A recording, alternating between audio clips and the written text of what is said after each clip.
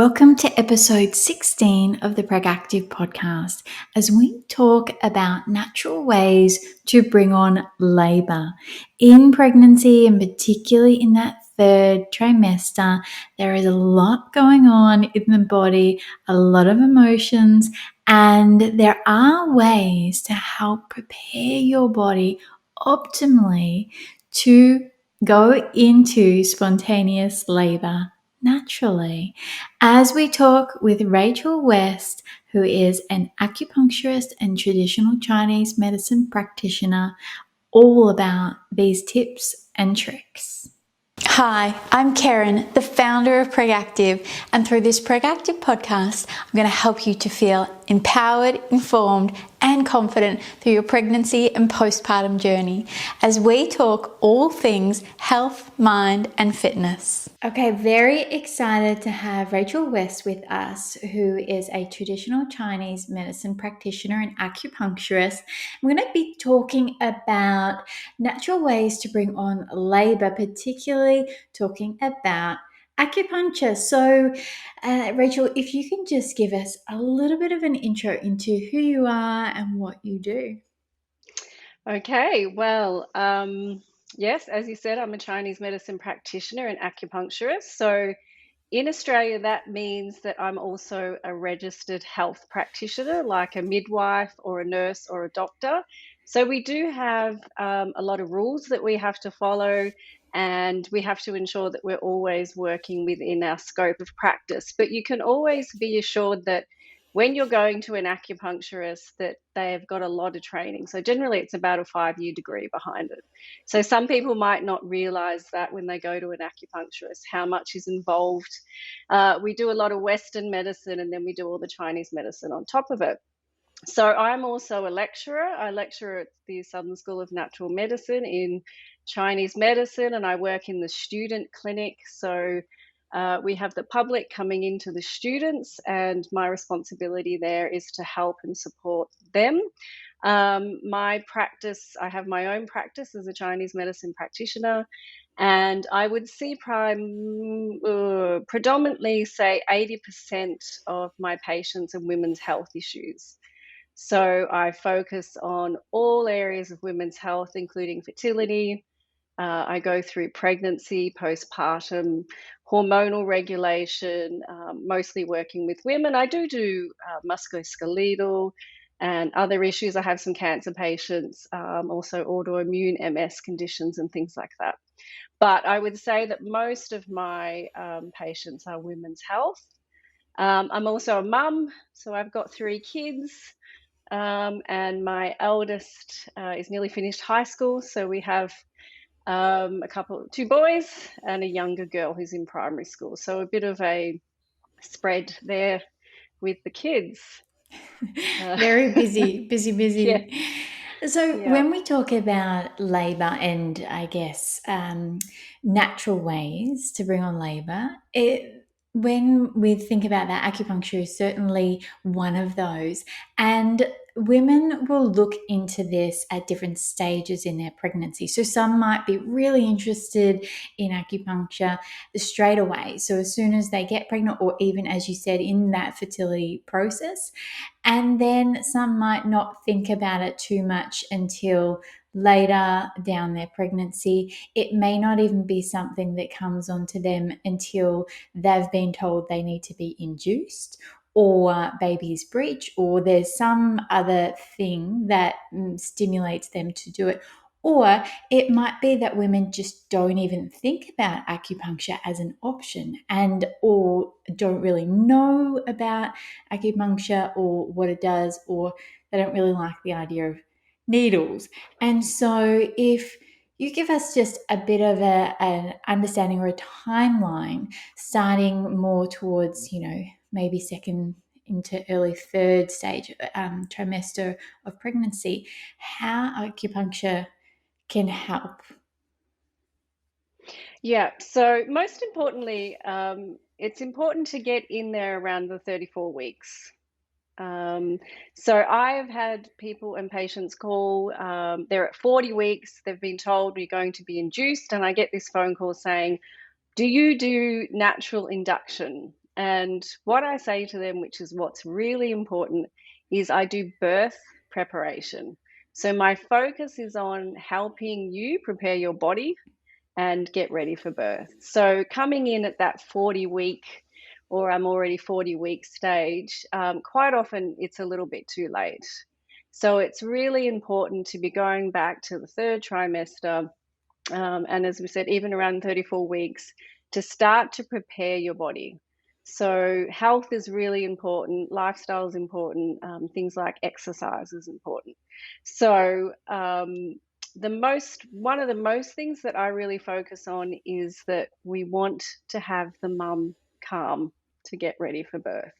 So if you're agitated, if you're stressed out, if you're exhausted, if you've got another toddler at home, all of these things will impact what's happening to you.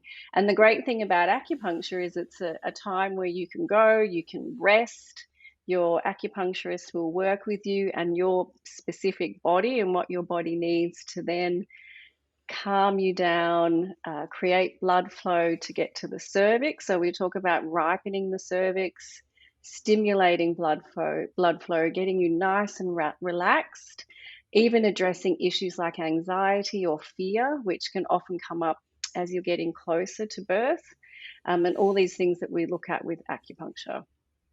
So acupuncture, there's the channels that go through the body. So if some people haven't seen what it is, there's lots of channels that go through the body. So here's an example of a model that we use.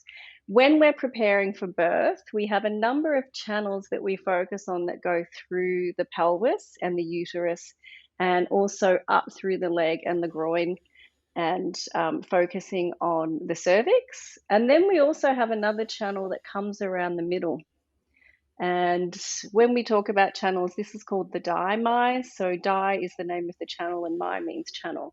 So quite often if a baby's really high and it hasn't dropped down, then we know we have to work on these points to relax all the muscles through this area, to help open the pelvis and to allow the body to sink, the baby to sink into the pelvis. So if the baby's not getting in the right position, then your body won't be prepared to go into labor. So what we can do is work on the muscles. If muscles are tight, then we do the acupuncture to relax all these channels that go through this area. And we work on sort of down regulating the body. If the body's in a position of fight or flight, obviously that's going to tense up the body, and we want to be focusing on just calming. And So I that's think what we that's look at. so good because so many women will think, okay, in the labor, I need to work on my breath techniques and maybe this position might help me and so on. But they often skip over the fact that preparing the body mentally and physically is so, so important. And when we talk about exercise, obviously that's my field. And Yeah, yes, you want to be strong, but you need to relax as well. And that's where, hitting that third trimester, particularly, it's almost like that signal of, okay, and slow down, yeah, because by trying to do too much, it's gonna, bring up all of this stress, tension potentially. And your body, as you said, it has to open and relax. Your body's designed to do that, but actually assisting it to do that will really help. And if you can go into labor already prepared, then you've just got so much better scope to have a easier, smoother labor. that's right. And the exercise that you do is really important. I have to explain to patients that what the exercise that you did before is not the exercise that you do whilst you're pregnant. It needs to be far more gentle. And I guess you would have heard of the concepts of yin and yang in Chinese medicine. So yin is the element of nourishment. It's about blood flow. It's about being calm. It's often seen as female. Then we have this concept of yang. So yang is moving, And when we're getting ready for birth, we do need yang at the very end because we need to support contractions and support labor and have energy. But we need to be nourished and we need to be supported as we're leading up to that. So as you were saying about preparation, it's like you wouldn't go into an exam without doing any study. So the more study that you do, the more preparation you've got, the better you will do in your exam. And it's also not just about that exam cheat sheet, right? It's not just going, okay, this is one thing I can do, this is another thing I can do. It's practicing those techniques as well. And yeah, like you said, being in that acupuncture room and it's so relaxing. And I think you even just get to focus on you and drop, and everything else doesn't matter. So you're working on the ways in to help relax the muscles and so on, but it also gives women this space to drop, relax, and feel safe, which is so important in that nurturing process, isn't it? Yeah, so we know that acupuncture works on neurotransmitters. So a lot of people, when they're on the table, and yes, you mentioned needles, the needles are so fine It's so that good. they really don't hurt. It's not a hypodermic needle; it's a fine needle. And if I've had anyone that's anxious about the needle, often they'll say, "Oh, was that it?" Yeah. Because when they're inserted, and we're a little bit different to say a physio or someone that's needling because their techniques are a lot stronger. So we're more gentle. But putting the needles in does change and create neurotransmitters within the brain. So we'll get a release of dopamine and serotonin, and it's very common that I will hear patients snoring.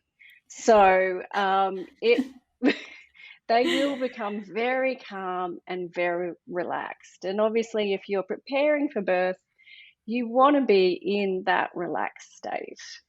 You don't want to be anxious. So, acupuncture does some amazing things, and it also works on just toning down stress. So, Mm. if we're thinking about getting you out of fight or flight and really just getting you in, as they call the rest and digest. So, we just want you in a nice, calm state and letting your body be in a position where it can do what it needs to do. So, that's my role, is to support your body. Yeah, So amazing. I'm not controlling your body. I'm not telling your body what to do. I'm a little bit of guidance. So I'm Mm. just like, okay, I can see this is happening. Let's work on the chi. Let's work on the blood, get it into the areas that we need and to help you. And of course, then you get these amazing neurotransmitters.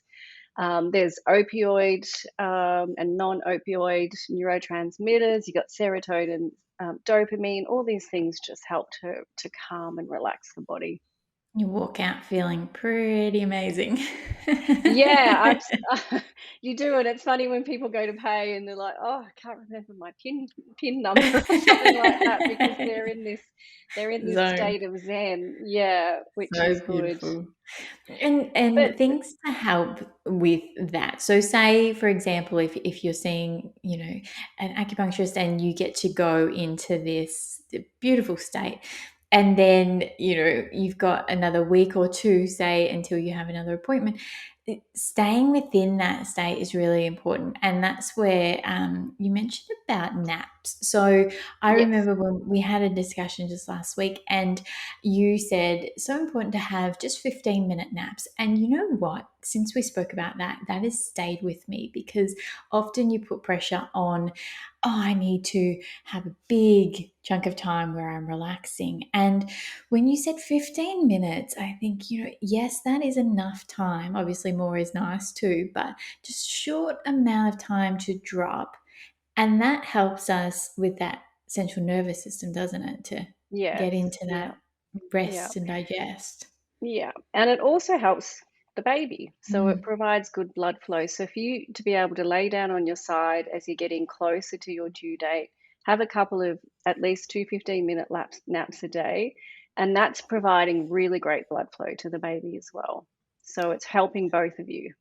And it's such a nice time to connect with Bub, I think, as well. I'm someone's got a toddler, and you don't always just sit there with your hand on your belly and communicate to baby. You're off running around picking up toys and all of that sort of stuff. So to prioritize that time, and it doesn't necessarily have to be evenly spaced, I guess, in the day. Like, for my opportunities would be in my toddler's nap, and then when my husband's home, sometimes even if it's after dinner, we have an early dinner together, and I say, I'm just going to go lie down for 10 minutes. Yeah, And good. those, you can just fit them in. Obviously everyone's situation's different, but prioritizing some time. And it could even be just lying there, if you've got other children, whilst they're playing, and just taking some time. It doesn't necessarily have to be completely close eyes and completely out. Yes, that's right. And I do provide all my patients with homework of little things that they can do just to help them prepare. But and every person's different. So I think we were talking about this before. So we have some patients that are what we would call chi deficient. So they have low energy, they have a lot of fatigue. So these people are really, really sort of feeling the pregnancy. And when they come in, you sort of see them just like, oh, please, just, just get this baby out kind of thing. So those people have a lot of low energy. And that's probably something that they had before. So we can focus on acupuncture points. There's something called moxa, which is very nourishing for the body, and also do some homework. So there's some gentle massage techniques that they can get their partner to do for them that works on certain channels and helps to provide them with energy. And some of these techniques can even be done in labor.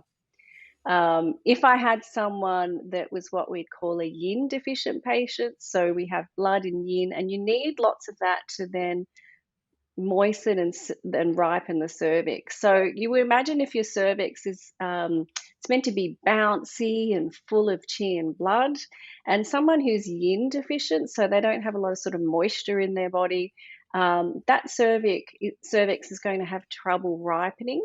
So we want them to be focusing on what they can do to help their body to get into that state. Now, often these people can be quite overworked. They could be quite irritable. Often they'll have dry skin. They've got anxiety or sleep issues and things like that that's happening with them. So there's points that we can use to help with that. There's even just nourishing the ligaments, things like drinking miso or having pears, or just simple food recommendations can help to build the yin back in the body. Avocados, things like that build the yin, making sure they're drinking enough fluids as well. But Mox is another good tool that we can use for a patient in that state. Now, there are techniques that we can use that when we're preparing for birth that can be quite strong and can encourage contractions. In someone like that, I wouldn't be working strongly with them. So that's where it's an individual assessment of what the patient actually needs. Because if you just go, okay, I'm going to put these points in, this is the protocol, in that case, then I would be irritating the patient. So we'd get what we call an irritable uterus. And generally, that's the patient that, let's say, if they're in the birthing situation where it's like, "Don't touch me," and everything's, their body's so tense, and you can imagine if your body's so tense, then you can't open and you can't relax, and it's going to be very difficult to go through labor in that state. So that's what we're doing in those lead up of the weeks, looking at the body. What do you need? And that kind of person would need a lot of rest as well. So having a rest, ensuring that they're drinking nourishing foods, even things like bone broth, all of that would help that type of patient. Mm. So it's very individualized. So, say if somebody is beyond 34 weeks right now and they're listening to this podcast and they Yeah. go, oh no, I've No, missed well, the boat. Yeah, Well, no, they haven't missed the boat. So anything that we can do is definitely going to help. I like to be working at 34 weeks. A lot of practitioners would sort of say 36 weeks. And even if it's 2 weeks before, at least we're starting to tone down the system. We're releasing those positive neurotransmitters and we are still relaxing the body. So, one treatment is going to make a difference mm, to how you feel. yeah, Yeah. that's But important, I obviously, think. yeah, obviously, what type of exercise they've done do it during it, and a program like yours that's helping to relax the ligaments and prepare the body, all of that makes a big difference as well. And you've spoken a lot about that mental state as well, Yeah, yeah, because the mental state and the physical state are connected, and so to be able to relax mentally is also going to help physically, isn't it? yes, yes, Yeah. definitely. So there can be fear. Mm. And especially if it's your first pregnancy, you don't know what to expect. Quite a few patients now, because of COVID, are very fearful. They don't know if their partner can be with them, and there's a lot of changing rules and guidelines. So it creates a lot of anxiety and fear. So, one thing that we would definitely be working on in those cases is there's a point on the bottom of the foot which can be used in labor as well, and it's essentially like a panic button. So, if someone is really fearful, then we want to try and connect that point. It helps to ground them, and it's very, very calming. And we don't just use it in pregnancy, we use it with any patient that's feeling anxious or has increased anxiety as well. It's so good, and I think going out of the appointment thing feeling prepared as well, and feeling like there's some things that they can do to help empower them to take control, like you Yeah, said, having that homework and having those acupuncture points or those pressure points or those trigger points that they can use in different times, depending on what's the situation, maybe even helping their partner. So you talked yes. about that. There's techniques that you teach them to teach their partners that. Yes, Yeah. yes. Yeah. So even something as simple as just rubbing the abdomen, I mean, that is just extremely calming. So just a nice round rubbing. So if I was doing it here, just round rubbing on the abdomen. That's just a very simple calming technique. And of course, we would do it to our child. We don't think about it. We touch them, we calm them, we have that connection with them. And that's calming, and that's something that just there's a few different Chinese massage techniques that we can teach to support that. Having said that, though, that irritable person I mentioned before would probably not like that. Mm. So it really, again, depends on what the mother needs during that process. That's something I actually do all the time without even thinking about. I'm there rubbing my belly. I just Yeah. love that part of pregnancy, that innate, you know, you don't think about something and you just end up standing there rubbing your belly. And it And you feels so. probably Oh, do you stand there and rock your hips and do your hip circles and I always am moving and swaying, and yeah, all of those hip circles and that movement, because just being still, completely still, like sitting for long periods or standing for long periods, just doesn't help the flow, does it? no, it doesn't. It doesn't. You end up feeling Yeah. a bit swelled up, particularly in the Yes. ankles and the feet. So just movement and even just being horizontal at points or letting your lower body be horizontal. I find like having a bath, it allows my whole lower body just to be horizontal, and that flow. I always feel so much better after it. So when you start to get the edema and the swelling in the ankles, and we might see someone with a lot of lower back pain and heaviness in the body, this is often what we call a yang deficiency. So some things that can be done in that case for homework is for the mother to go 2 15-minute walks a day. And it's important to try and get out in the sunshine because yang energy comes from the sun.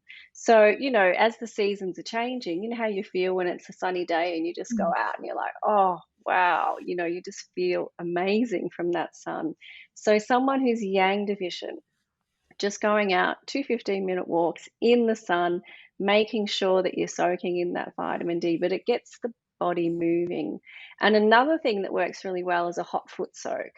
So, a Mm. yang deficient person with swelling, hot foot soak, try and get it sort of halfway up your calves. It has to be hot, and you can even put some Epsom salts or something in there, and that can help with the swelling. But that is going to impact what we call the kidney channel, which is under the foot. And those channels that I was showing before, a lot of them start at the feet. So you're getting this nice warming energy and chi that goes into those channels. So that can just help to keep the blood flowing through the body. So we say that blood needs yang energy to flow. So you can imagine yang, if you're yang deficient, then your blood's not going to flow. And this is what we need. As you said, you need the flow. Mm. So the blood and the chi has to be flowing through the body, but essentially right through the pelvic region and to the uterus and the cervix as well. Isn't the body just the most amazing thing? Honestly. Well, it's been nearly a decade since I've been pregnant, but with all of my patients, and I just look and go, it's amazing. It's so amazing. Like Oh, I just nine love it. months. Yeah. This 9 months, it's just amazing. It really is. And how it can adapt and grow, and you're supporting another life. It's just fantastic. It is. It's so cool. And I love that about the short walks because that's Yes. me at the moment. I certainly, the whole go for an hour walk, that's out the door.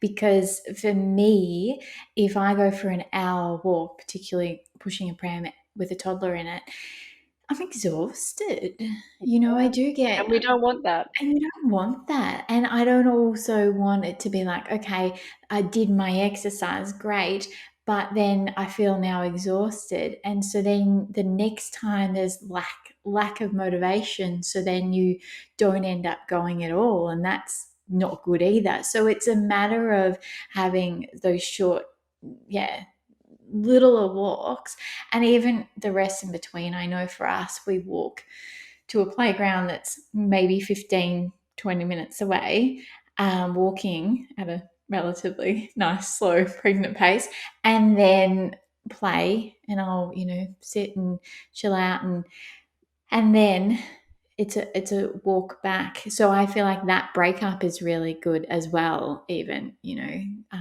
that can be an option.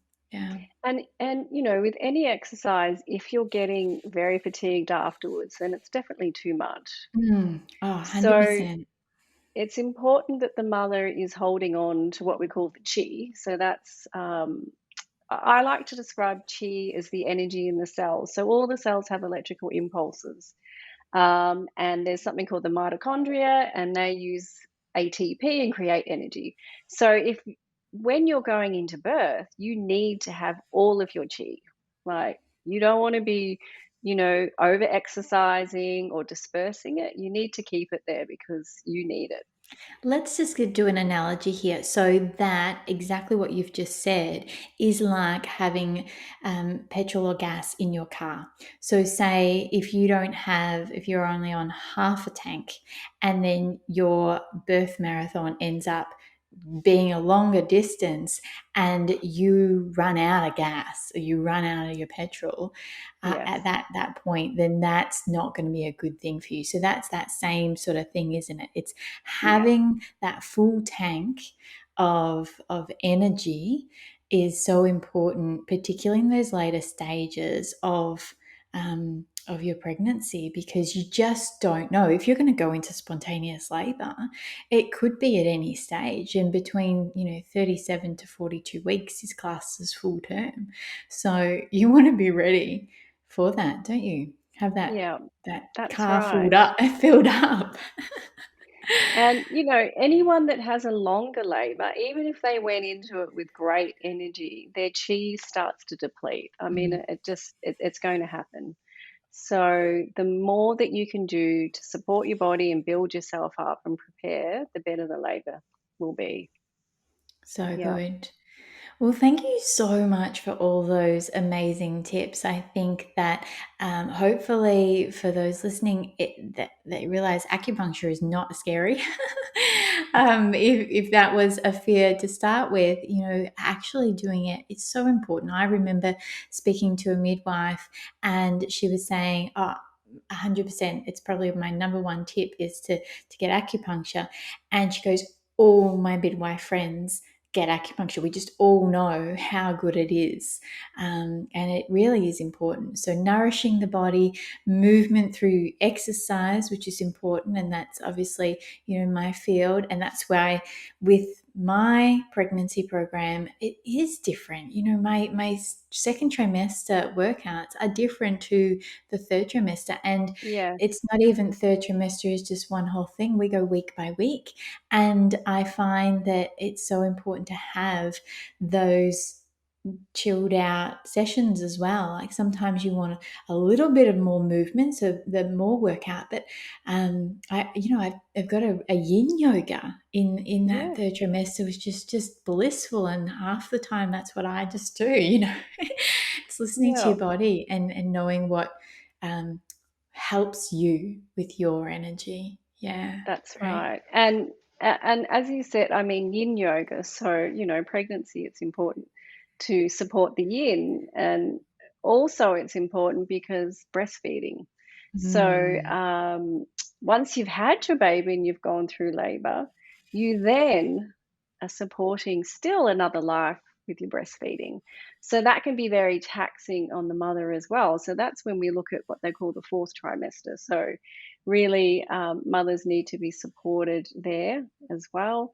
And really, I heard a very wise woman once said to me that really, if you're still getting up at night, and especially if you're still breastfeeding, then that whole period really is still postpartum.